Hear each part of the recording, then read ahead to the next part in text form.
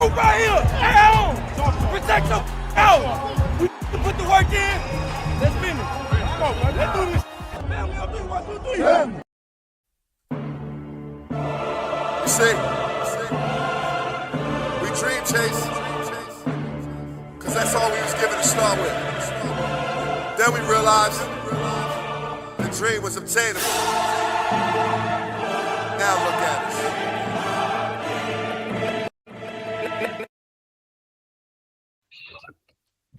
Good morning, good afternoon, good evening, wherever you are in the world. Thank you for being here with us because you already know. We truly appreciate it. What's going on, Eagles Nation and TMTP family? Welcome to the Main Thing Podcast presents. It's your boy, Mr. Owens. And after further review,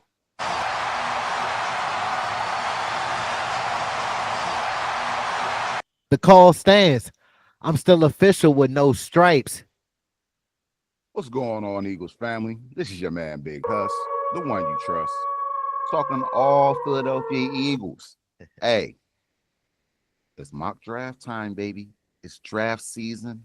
Yeah, I mean, it's right around the corner. Next Thursday is the day. So me and Mr. Owens, we decided to put it on our GM hats. Give y'all our version of what we feel the Philadelphia Eagles should do in this upcoming 2025 draft. Now, this draft will include no trades. It's going to be a straightforward mock draft, rounds 1 through 5. All 8 picks. Hey, we'll see where we go with it. Hey, Big House, it's about to be scary hours for real. Oh my! You know how we do around draft time, bro. It's about to get real spooky for the whole rest of the league, bro. But hey, before we get into these sexy, you feel me, juicy topics, Big Huss, I definitely wanted to say to the supporters and the new supporters, make sure y'all keep liking these videos. The more that y'all like these videos, it helps the community grow and get more visibility. Also, make sure y'all keep flooding those comment sections. We love to keep talking to y'all and getting to know y'all on a more personal level. Also, don't forget to share and subscribe our channel. And last but not least, don't forget to turn on the notification bells so you don't miss when me and Big Hush drop this pressure on y'all. Hey, and it is pressure. Y'all heard Mr. Owens. Tap in, like, subscribe, comment. Man, go do the damn thing, man. Show us love. We like giving the love back for sure. But mock draft, let's get into it. Let's get into it, up, man. We went round 1, pick 32. Drum roll. Yeah, right. You feel me? Josh Simmons, offensive tackle out of Ohio State. 6'5", 317 pounds. Great size for a tackle. Versatile, has shown to play left tackle and right tackle. We thought this was a good big pick here, being that Lane Johnson is moving into the final years, of his career, wrapping up the Hall of Fame career that he's had. We got to start finding his replacement and getting some depth there. This is a guy who, truth be told, we draft him. He might not have to be a day one starter because we still do have Lane Johnson and Jordan Mailata. That would allow him to sit, learn the system, learn from some greats, be under Jeff Stoughton's tutelage for a year or so before we'd actually have to plug and play this guy. I love the versatility here with him. He's played not only left tackle, but he's played right tackle as well. Was widely considered a top 10 pick prior to his season-ending injury last year. But he had a patella injury, if I'm not mistaken. Look, he hasn't had a sack or a QB hit all year long. Now, granted, those were limited snaps because he did get hurt, but the production was there. He moves well in space. Great feet, does a great job finishing blocks. Per Lance Zerline, some things he could work on. Upper body strength appears to be average. Like to see a little bit more pop in the contact in the run game, but that's nothing that how we can't fix. I love this pick here, whether he's a day one starter or not for us. Yes, because I couldn't agree with you more on that selection.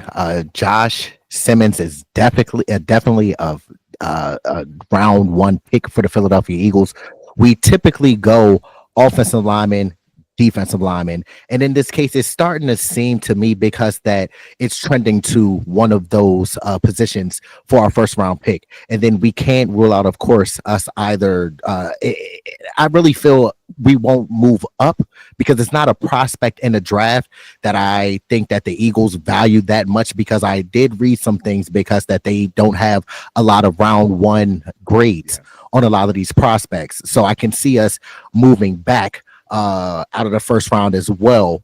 But some things on Josh Simmons that I like is he's a better pass blocker than run blocker. As you mentioned, he has a lot of college experience. He had 31 college career games and accumulated 1,855 snaps in that time. Also, he has a lot of snaps. That's a lot of experience. And as you mentioned in Big Husk as well, he does have that experience with right tackle and left tackle, as we always mention on this channel. When somebody offers versatility, we jump all over that. And this, to your point, is a Jeff Stoutland, Howie Roseman pick for sure. He has great lateral mobility. He mirrors speed rushers and makes the backside cutoff blocks look effortless. I'm sorry. He has elite hand placement and punch power, as you mentioned, Big Husk. He has great spatial awareness, which I watched on film. He knows when to pick up stunts, but is elite when working with the combo blocks. He has elite athleticism in the screen game. That is something that we were missing since the days of LaShawn McCoy, really. We haven't really had a lot of screens. Matter of fact, Dougie P incorporated some screen game when he was here during his tenure, but we've been missing the screen game for the past few seasons, obviously having like the Miles Sanders and things like that, and then we elevate to a Saquon. We incorporated more this year because, but it still wasn't what we're used to seeing, especially coming from Andy Reid and things like that on the West Coast offense. But as I said, he's elite. He has elite athleticism in the screen game, fantastic in space, and eliminates his defenders. And then also, as we mentioned, he just is versatile. But now some weaknesses on Josh Simmons that I notice is he can become aggressive, looking for contact in space and getting him off balance. Also, he has received 25 penalties over the past 2 seasons. I know our line doesn't get penalized heavily, but it is something that, what's it called, this season we were getting the illegal man downfields and things like that. We really don't get a lot of holding calls. It's just the little small penalties that we get, but that's something to monitor, especially if we draft him, that he did receive 25 penalties in over the past 2 seasons. Also, like you mentioned, that October 2024 knee injury is cause for pause. But as we've mentioned on this channel before, because we have all the faith in the Eagles medical team to get that evaluation and also that diagnosis and make sure that he's good to go if he is indeed our round 1 selection. Yeah, no, Nick Sirianni does a great job evaluating his players, knowing when to rest them. Yeah, I mean, knowing when their bodies are on the brink and they kind of need that day or two. So the injuries here, not a big concern for me at all. I love our medical staff. I love our training staff. We have really come a long way in that area. So yeah, not a big one. This would be a great first round selection for us, though. Truly could be a plug and play guy, but it's really not a need. This is something more so for the future. Mm-hmm. Round 2, pick 64. This guy Drum was top 30 visit. We came in with TJ Sanders, which I thought was a great value pick. Honestly, I did not expect him to be there at pick 64. I thought he would have been off the board earlier in the second round, but we had a chance to get a top 30 guy, one of our top 30 visits in the building. We talked about him on the channel previously, so I'm not going to go too much in it, but 21 years old, 6'4", 290 or so pounds, played 39 total games in 4 years, has logged 18 tackles for loss and 9.5 sacks. This would be another great value pick, and it also fills a need in which we have, especially losing Milton Williams, Jordan Davis. Whether we bring him back on that 5th-year option, that's still kind of up in the air. So we need a little bit of depth there. This could be your Milton Williams replacement. This is a guy who has shown the versatility to play on the inside and out. So once again, another versatile player. We love that here in Philadelphia. He's great at the point of attack, nice use of hands, nice use of power. You know what I mean? I like him in this room, especially because you're asking TJ Sanders to come in and not necessarily be the guy. We all know you still have Jalen Carter there. Yeah, I mean, you still have Moro Jomo, who has proven himself last year to be a key contributor. So I think putting this guy in that room, it'll allow you to get the most out of him with the least amount of pressure. He's coming in as a role player, but I like that for where we're taking him right now. Yeah, I love that selection in the second round with TJ Sanders. That's somebody who, as you mentioned, we talked about at length in our on our content, because and that's somebody who I feel Clint Hurt, if he gets his hands on him, it would work wonders.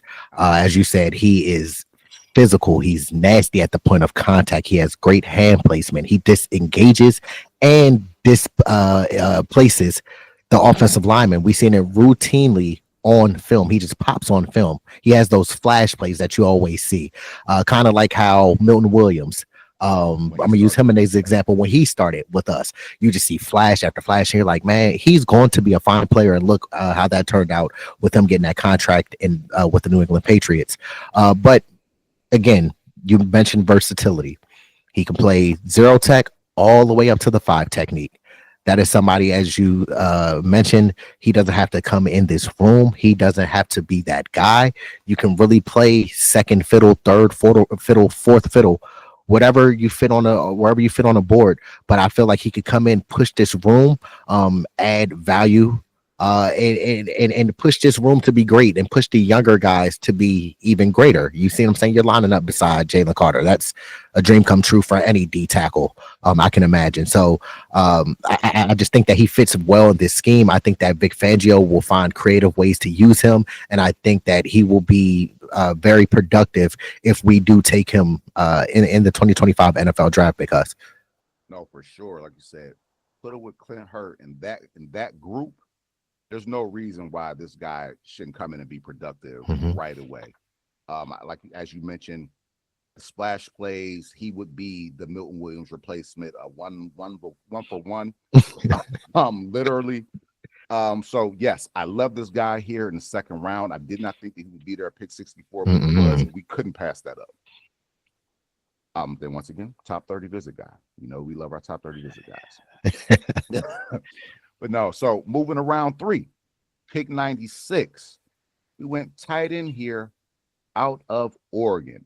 My man, Terrence Ferguson. I really like this prospect as well. He's 22 years old, comes in at 6'5", 247 pounds.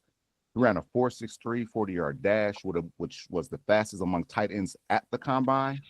Also had a 1.55 10-yard split, which is actually really good for a guy of this height and weight for real. 39-inch vertical, elite. He's Oregon's all-time leader in receptions for tight ends with 134 and receiving touchdowns with 16. He does a great job using his hands at the top of his route to create separation. He also does a great job finding the holes in whether it be in zone or man coverage, especially when your quarterback is on the scramble, which we know Jalen loves to do. He's able to find those holes, sit down, and give his quarterback a big target to hit as an outlet. He's a good route runner, knows how to use his length to high point the ball. He uses all 6'5" of his body when going up to high point a lot of these balls. He can be a little better on some of these 50-50 contested balls, but that'll be something I believe that'll come with time. Yeah, I mean, as he adjusts to the scheme and the system, just how we do things, and just becomes just a better athlete, a stronger athlete. Was a leader within this locker room. This is a guy who comes in with great character. There were no off-the-field issues. Now, a little room for improvement here will be in the run blocking scenario, but if you know Philadelphia, most times when we draft tight ends, especially early, they all come in needing to become better run blockers. So this is nothing new for us. This is something, once again, he'll get with our run game coordinator, being Jeff Stoutland, and they'll teach him the different techniques and things that he needs to use. I think just overall, getting his play strength up in general will help with his run blocking, because I believe the play strength could be increased a little bit.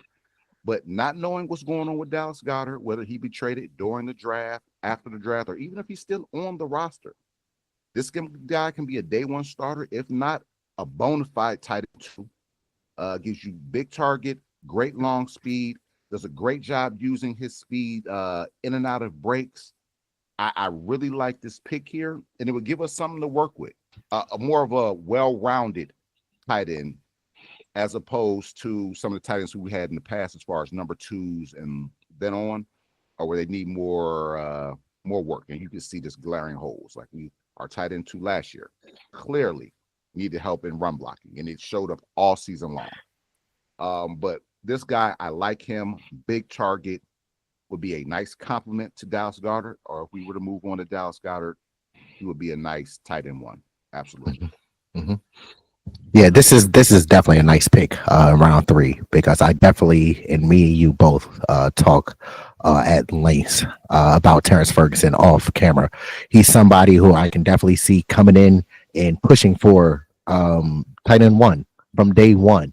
Obviously, as you all know, however long you've been an Eagles fan, we have a rich history in tight ends. Obviously, you can start from Chad Lewis to EJ Smith to Brent Selleck to Zach Ertz to Dallas Goedert currently. And as you mentioned, because a lot of them that come in, they need help with run blocking, but that's something that can easily be fixed and corrected. What I like about all of our tight ends, and it seems to be a trend, because is all of them do their best work in the intermediate game as well as in the short game. And that's what Terrence Ferguson offers. That's where he gets a lot of his bulk, a lot of his share of his catches in the intermediate and short game. But that can't be said without him, without me saying that he can stretch the field as well. He does have some deep threat ability too. Now, another thing that I liked about Terrence Ferguson is he's a prototype modern tight end because of his lean athletic frame. As you mentioned, because it allows him to have a big catch radius. So you can throw it anywhere around him. More times than not, 9 times out of 10, he's going to make that catch for you. Now, he's a natural hands catcher with elite body control. So when the ball is kind of behind him, he can contort his body and make the play. The ball doesn't always have to be perfect to him for him to make that catch. Also, as well, what I like about Terrence Ferguson is he's an ideal red zone threat who can high point passes and box out defenders. Now, it's kind of similar to basketball. When we say playing above the rim, that's what it means. When you're a bigger body guy, and usually tight ends, when you get in that red zone, you shield the smaller defenders. And if the quarterback throws the ball up high, you use your height and length to make the play at the high point. But then also, because the last thing that I like about Terrence Ferguson is his versatility. Not only can he line up in line, but then also he can line up in the slot and split out wide. But now some weaknesses with Terrence Ferguson is he struggles to hold his blocks against more powerful edge rushers. He has below average contact balance, so he can go down easily after the catch. That's something that is a cause for pause, because I'm like, we like our receivers and especially our tight ends to get yak, which means yards after catch. So that's something that we have to definitely keep our eye on, Big Husk. As well as you mentioned, I'm not going to go into detail because you did a fabulous job on it. His play straight, that can definitely improve, because it is some, like, this ain't the well, they did come to the Big Ten recently, but if y'all know, Oregon used to be Pac-12. They play no defense over there, so you see what I'm saying? It's gonna be a different type of breed of animal when you come into the league. So that play strength gonna have to get up, my man. You feel me? But that's something we can work on. We got some great strength and conditioning coaches out here, man, Philly. But yeah, that and the last thing is, what I did notice, Big Huss, is when he has press man, he kind of struggles to get off of the press man at the line of scrimmage. But again, that can be alluded to play strength. But like we said, that's something that he can work on and, of course, get stronger during the course of the offseason going into the season. But I do like that pick as a value pick in round 3, especially for thinking that he wasn't even going to be there, because. True. Because, hey, Gunnar Helm was gone by the time we took this guy. Exactly. Big name tight ends are off the board. Mm-hmm. All right.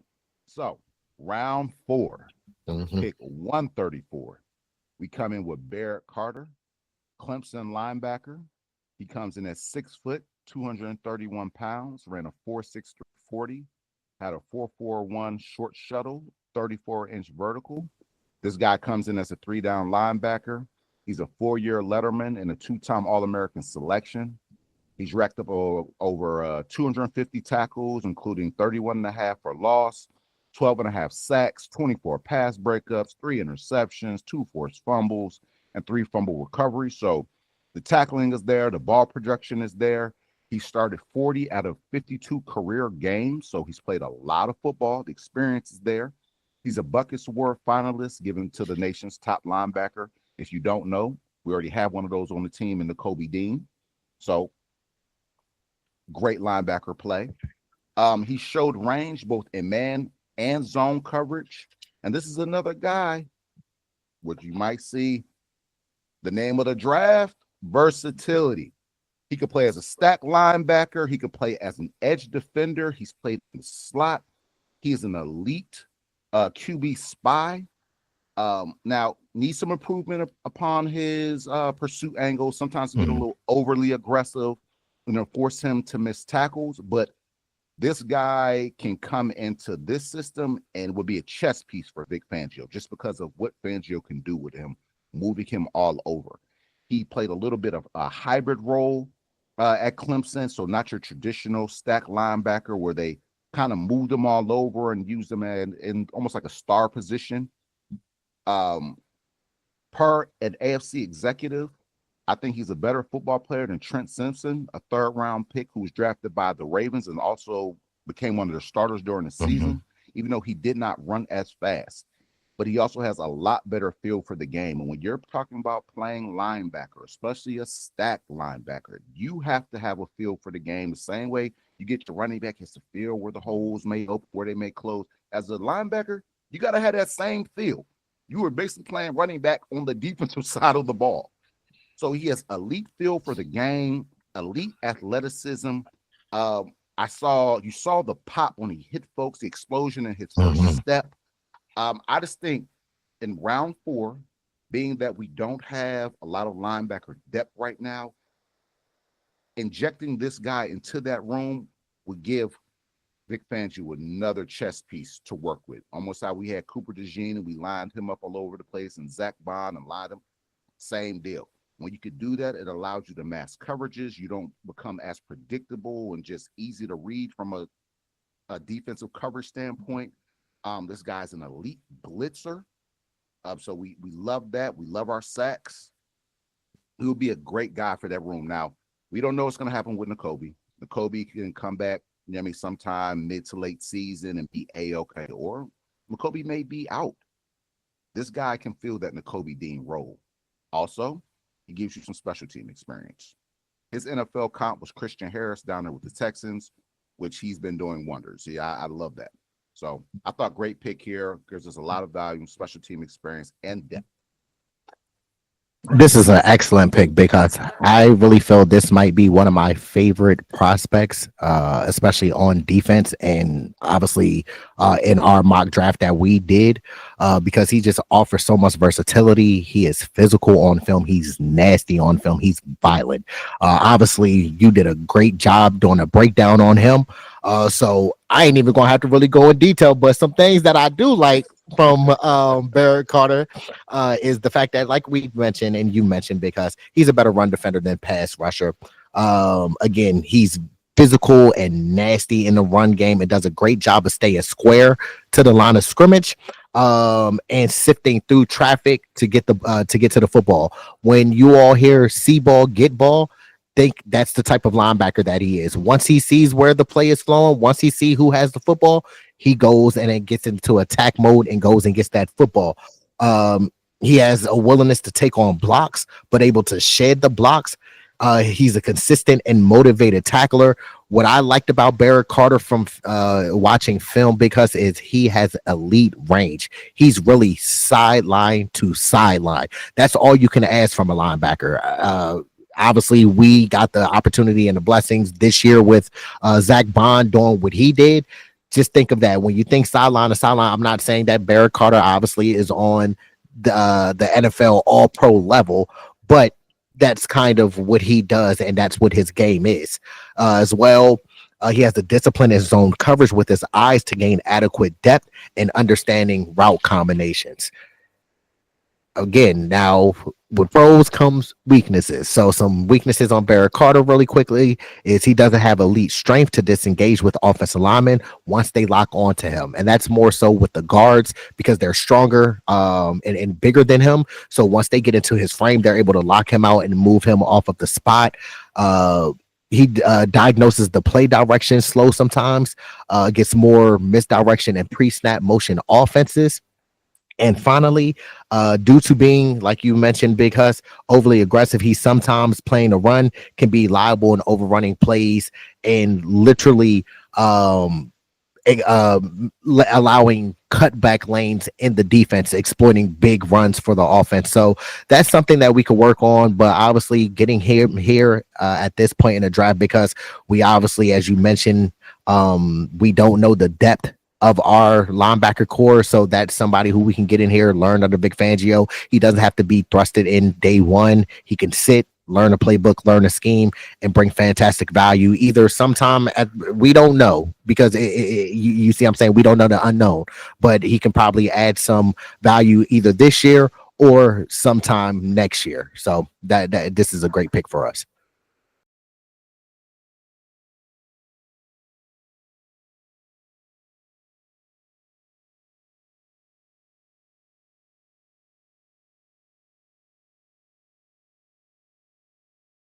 Safety. He comes in at 5'11", 196 pounds, 200 pounds, there and about. He ran a 4.57 40-yard dash. He had a 36-inch vertical, a 10.6 broad jump, and 15 reps on the bench press, which is solid. He was a team captain down at Alabama in 2023 and 2024. Day one starter for Nick Saban as soon as he stepped on the field as a freshman. I'm sure we all know Nick Saban and just the history and the success that he's had down at Alabama for a true freshman to come in and be a starter in the slot, play that star position in the Saban system, where Saban loves his DBs. That is highly impressive.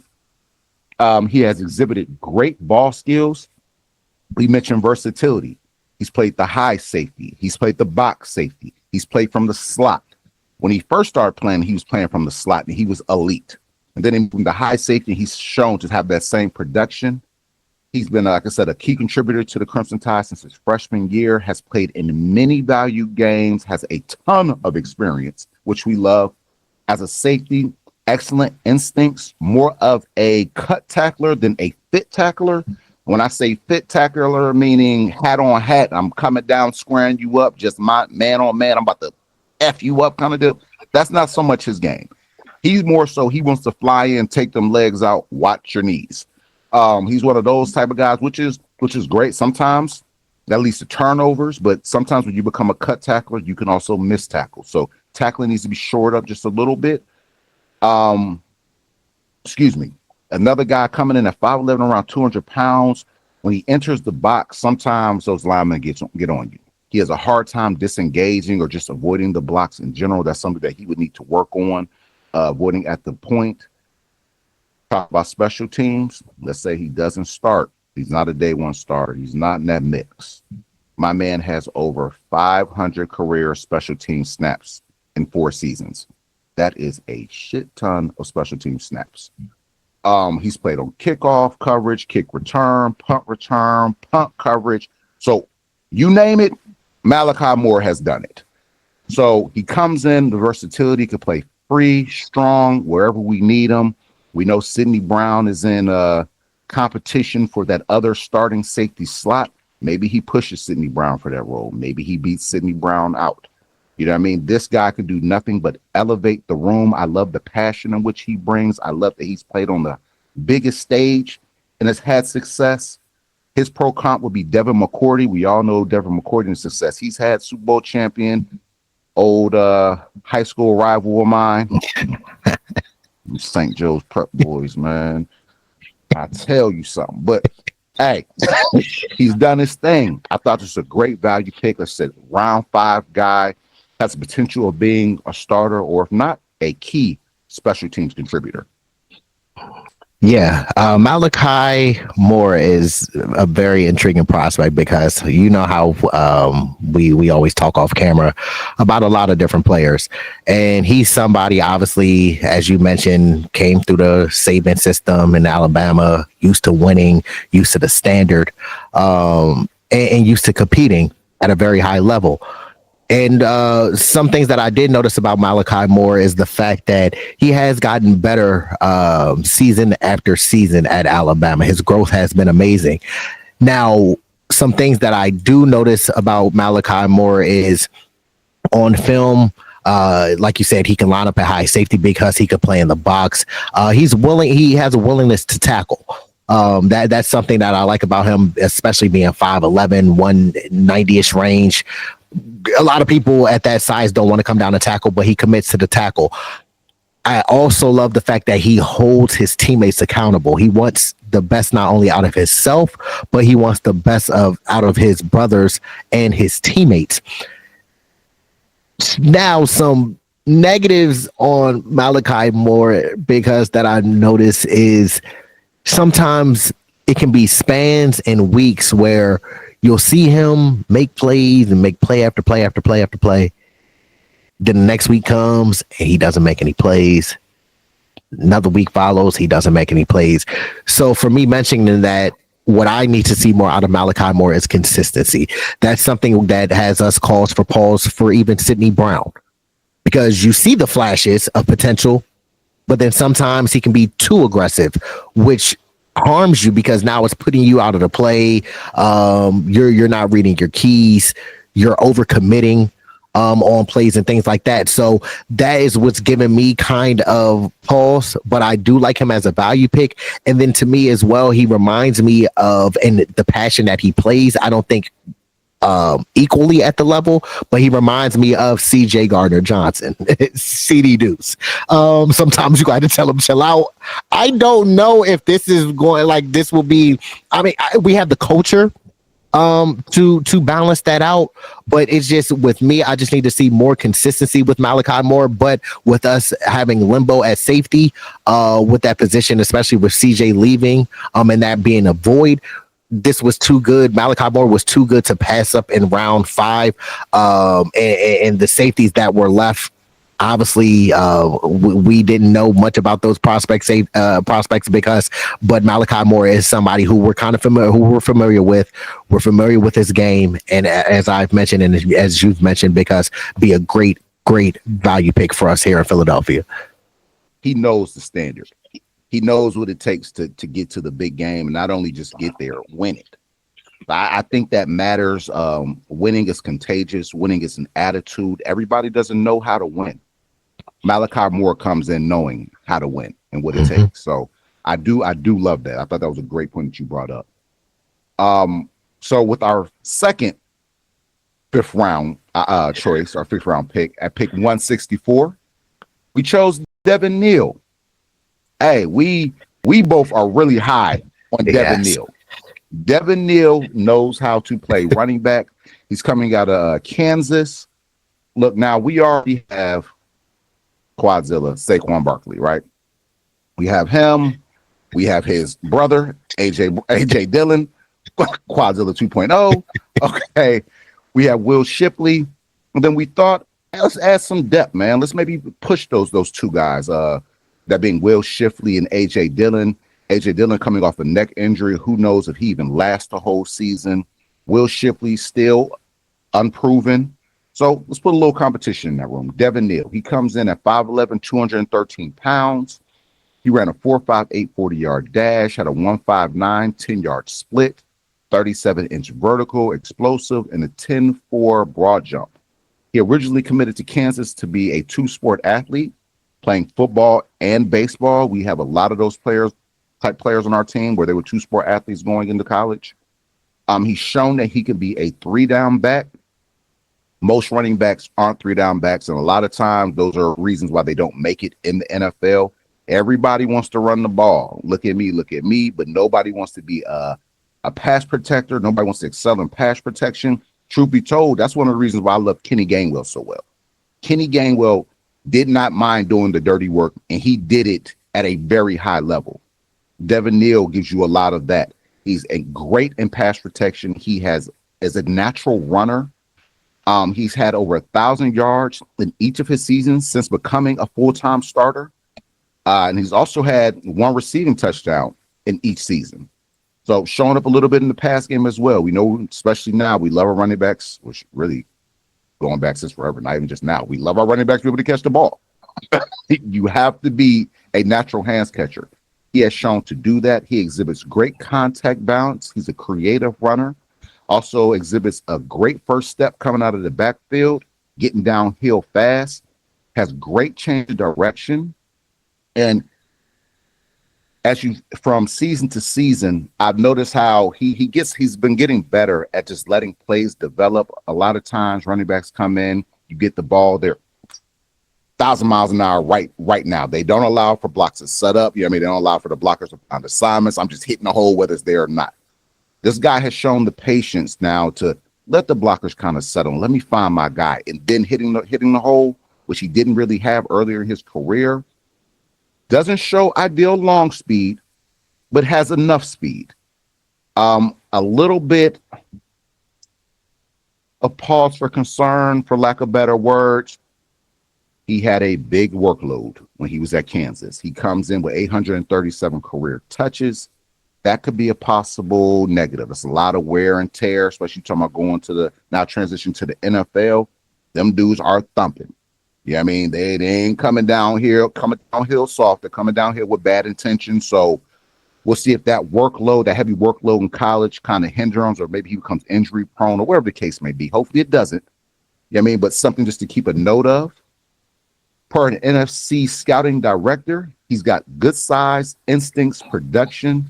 It's all there in one package, and he's going to be a good pro. When I see Devin Neal, I just see a solid running back. My man knows how to play running back, patient, fluid, great agility. Like I said, pass pro, good size. I think that he will bring elite competition to that running back room. Now, we all know Saquon is Saquon. Ain't nobody touching that man. He is who he is. Let's not get it twisted. But those other two, I really feel like he could push them. Really push for a spot, if not RB2, RB3. Great value, a great depth piece. Shows a little bit of special team experience, not that much, but we'll see how that goes. Kenny Gainwell didn't show a lot of special team experience coming in, and he ended up being a special teams guru for us. So. Yeah, as you mentioned, because I really feel that Devin Neal didn't really push this running back room and fight for playing time. And possibly be that RB2 and RB3. He has a lot on film that we love. Like, again, him coming from Kansas, the average, we know. Kansas ain't really known for football, all right? Kansas ain't putting out ball players. You see what I'm saying? Coming to the league, they're more known for basketball, rock chalk, Jayhawk. All right, but as you mentioned, and I'm gonna follow up on that because, like you said, he has elite first step with solid breakaway speed and can turn routine plays into chunk plays. He had 115 career runs of 10+ yards. Now, he's fluid with his feet in zone schemes and allows him to use his vision and one-cut ability to let blocks develop, as you mentioned, because vision is the name of the game for running backs. When you are building the perfect ideal running back, whether Madden, college football, whatever you want to do, you need to have vision as a running back to excel. And he's versatile in zone and gap schemes. Now, he has elite ball security. He only had 4 fumbles on 760 career carries. That's something that you have to take note on for a running back. Ball security is everything. You do not want to put the ball on the ground. That's the last thing that you want to do when you toting that rock. And then, like you said, Huss, versatility, he could catch out the backfield. Now, because I know you said that he had a lot of wear and tear, a lot of tread on his tires, and that was my pause for concern. But I did a little bit more digging on him because this is one of our favorite prospects. I did a little bit more digging on him, and it was music to the ears because his durability may not need to be in question. Because look, He started 40 consecutive games over his final 3 seasons in college and didn't miss any time due to injury. So with him, like you see what I'm saying, with that like we said, we had pause for concern for all the carries, even alluding to Saquon this year. We were like, he got a lot of carries. That's the wear and tear. But for me, seeing that he started 40 consecutive games, because that's an attribute to God, 1, 2, his nutrition. I'm guessing because that at running back, getting hit them many times and being the focal point of Kansas offense. And he was. Yeah, you'll have some wear and tear, but for him, that durability, I'm loving that. Now with Devin Neal, some weaknesses is I saw on film a lot. He runs high with his pad level, allowing defenders to stop him at the second level. Also, his contact balance can be off a little bit, and as much as we said that his vision is very good by letting the block set up and being patient with his runs. One thing that I did notice, if the block isn't there, sometimes he gets flustered or he gets hesitant, and the cutback is there, but he doesn't see it because he hesitates.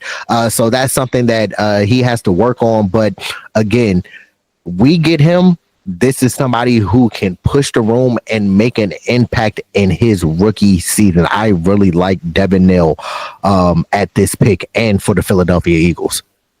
Yeah, no, absolutely. I really like this prospect here. I truly do. Genuinely feel he could push that room. Like I said, he knows how to play the position, man. Everybody doesn't know how to play it. But moving on to our next pick in the 5th round. So we had pick, what was it? 164. And now we have pick 165. Noah Williams, cornerback out of Cal. He comes in at 6 foot, 199 pounds, so 200 pounds. Ran a 4.5 40, a 1.54 10-yard split, 33-inch vertical, 10-inch broad jump, and 19 bench reps. That boy's strong.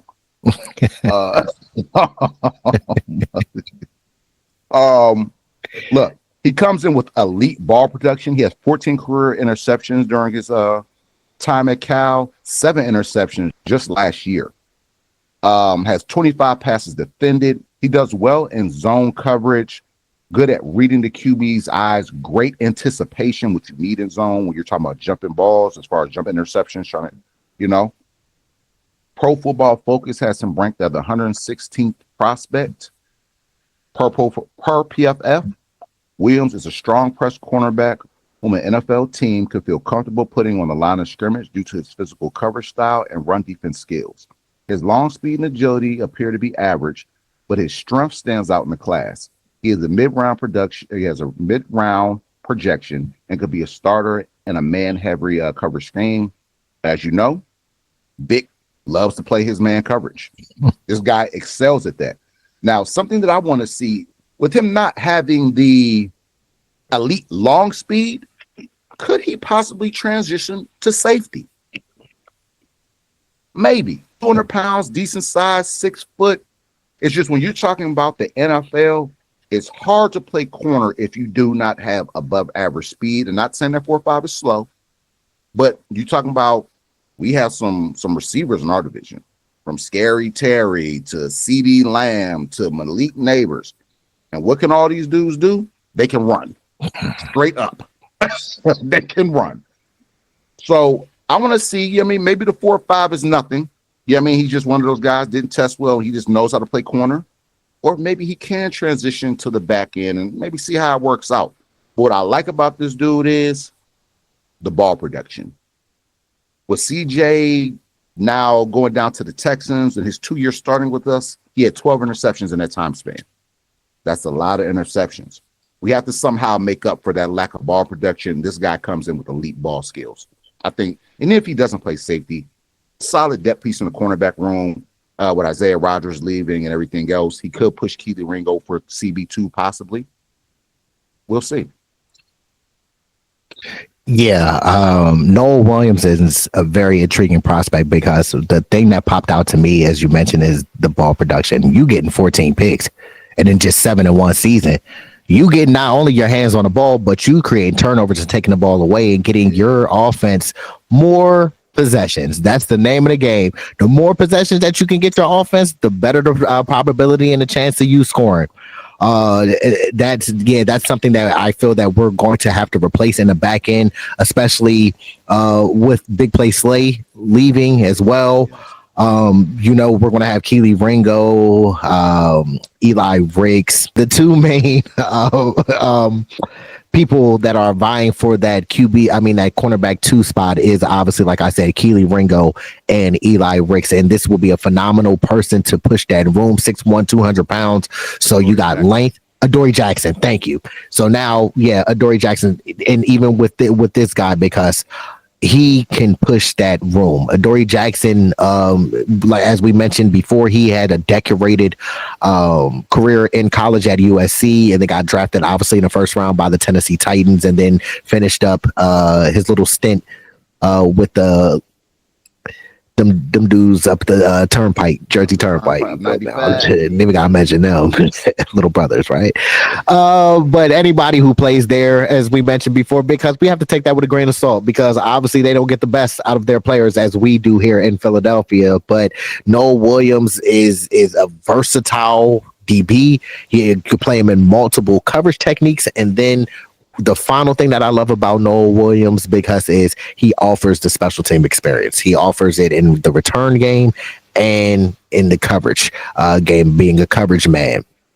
Now, some weaknesses real quick on him is he doesn't have fluid hips when backpedaling, so it's hard for him to flip his hips and run vertically at times. Safety, exactly. You got to have them fluid hips at corner, bro. You got to be able to flip your hips, come out of them breaks. If somebody's running a comeback route, you got to be able to run with them vertically, sink your hips, get out of that break on that 45-degree angle. And as you mentioned, because this might be a person that we can take a look at safety for sure. He opens his hips again too early, giving the receiver a great opportunity to beat him on double moves. And finally, he was kind of over aggressive on film, Husk, which I noticed, and he can miss a lot of tackles. Now, this is not good. You want to have a lower score on missed tackle rate, but he had a 19.4 missed tackle rate. So basically 20% of the time he's missing the tackle. That's not good, especially on the outside. And you're kind of one of the last lines of defense. Other than the safety, when a running back or the ball carrier gets outside of the numbers, you're basically the only person over there. You're the contained man. So if you're missing the tackle, guess what? That's off to the races. And you coming in, even though he played at Cal, I believe Cal was still in the Pac-10, if I'm not mistaken, Big Husk. Or did they move to the Big Ten as well? They still might be Pac-12. They still might be Pac-12, right? They still might be Pac-12. Yeah, I believe so. I'm curious now. See, hey, supporters, we always give y'all some research, some homework assignments to make sure that y'all on the game in football knowledge, all right? But for me saying that, because you're coming from the Pac-12, or I believe so, and playing against, I mean, even though he will be on the same team, but you're playing against the likes of like a Saquon and a Derrick Henry in the NFL. You miss on them, Jamar Gibbs. You miss on them, they're taking it to the house. You feel me? So he has to definitely work on this missed tackle rate. That is crazy work. Give me the news. Not trying to get too far off topic here, but as we stated, Cal was formerly in the Pac-12 conference. They've been there for years. They have just recently, as of this past season, moved to the ACC. ACC. It was the ACC. Bro, you go coast to coast? Coast to coast. That's nasty work. That is crazy. You got the Clemsons, the Florida States, Miami's, Maryland, Boston College, Duke, Virginia Tech, all of that, like you said, on the East Coast, and you're all the way in Berkeley, California? Exactly, bro. Them road games you're going cross country. Yeah, you're going cross country every game because it's not an ACC opponent out west. That is nasty work. That is. Oh, Lord. That is. But yeah, look, I wouldn't want that schedule. Watch this. Even Pac-12, ACC used to be respectable. Obviously, as y'all know, Big Husk is a Miami fan, do you? And I am a Florida State Noles fan. But I ain't doing that because, look, I don't even want to get it misconstrued with the Chiefs, Little John. even though they took it from them. But yeah, you playing in the ACC, this is a different breed of ball than the NFL. But that's something that he definitely has to work on. But picking him late in round 5, he's a project. I can't get too mad at that pick. No, not at all. Hey, round 5 pick. No, let's not get it twisted. Sometimes you draft these guys later in the rounds and they come in and they're day one starters. They prove themselves. But this guy, as you mentioned, a little bit more of a project, more of a depth piece, especially you're talking about rounds 4, 5, 6, 7. You're looking at guys who will be key contributors on special teams if they were to make the squad. He offers just that. Mm-hmm. So yeah, this is a guy we probably wouldn't see real production out of him till year 2, 3, depending upon what's going on with the scheme and system, players and all. But I thought great depth piece. Maybe transitions to safety. Maybe he doesn't. Maybe he gets with Christian Parker, and those guys, and they turn him into an elite corner. He has the skills to do so, lacks some of the athletic ability, but sometimes athletic ability can be overcome with proper technique. Mm-hmm. So now moving on to our last pick, round 5, pick 168. We come in with Elijah Roberts. We've talked about him on this channel. We really like this guy and what he brings as well. He's an edge rusher at SMU. Comes in at 23 years old, a little older, but not too old. 6'4", 285. There have been questions around whether Elijah would play on the inside or on the outside. He had one of his conferences, he's like, they don't know where they want me to play. He was like, I might have to put on 20 pounds or I might have to lose 20 pounds. They're unsure. But with that said, he offers that versatility. He ran a 4.78 40-yard dash, had a 1.69 10-yard split. This is another one of Philly's top 30 visit guys. We love those guys. He compiled 23.5 TFLs, 17.5 sacks, 4 forced fumbles in 2 seasons. We mentioned him on the channel. He had one of the highest pass rush run rates last year at 22.4%. You're talking about damn near close to a quarter of the time. My man's winning. Well, that's very good, especially with us now losing some of our pass rushers, Milton Williams, BG, retirement. There's still that 10% chance. Baby, we holding out, big dog. We holding out. He offers some depth and versatility there. He does a great job change up his pass rush, keeping offensive linemen off balance. Could be a little stiff at times, but that's okay. That's okay. We don't need him to be an elite athlete. We just need him to win at an elite level. He's shown to have done that during his college tenure. This obviously day 3 pick. Honestly, this is a guy who I feel, even though he's coming as a day 3 pick, may not be a starter, but he would get valuable snaps. In my eyes, he would then take over that Moro Ajomo role. Ajomo would move up you inside Elijah. That Moro Ajomo role, and then I like that. That he can kind of give you some of that power rusher that BG had from the edge if need be, depending upon the package and how you try to scheme it up. Great scheme fit. Multiple scouts say that he would be perfect in a 3-4 defense. What do the Eagles run? 3-4 defense. So he's just a great fit overall. And being that we brought him in on a top 30 visit, it's let me know at round 5, pick 168. If this dude is still on the board and we've already making our selections, we're taking this guy without question. Just off the versatility alone, like I said, the pass rush win weight. Look, man, there's a lot of edge players. There's a lot of D linemen coming out with overall better careers than I would say him. But to win at this clip, and that can't go unnoticed. Really like this guy. Really like what he gives. Love his versatility. Hey, could maybe be our next Jalen Hurts when we took him late. We're like, man, we don't know about this dude. Come the end of the year, my man making plays in the Super Bowl champion rookie year. Getting fined for his little arrows. Yeah, which was weak. The NFL's out of control. We have to stop this, man. But yeah, great analysis, Big Husk. As you mentioned, Elijah Roberts is a pick that we really, really love. Especially get him a day 3 for that value. To add him to the defensive rotation or the defensive line rotation will work wonders.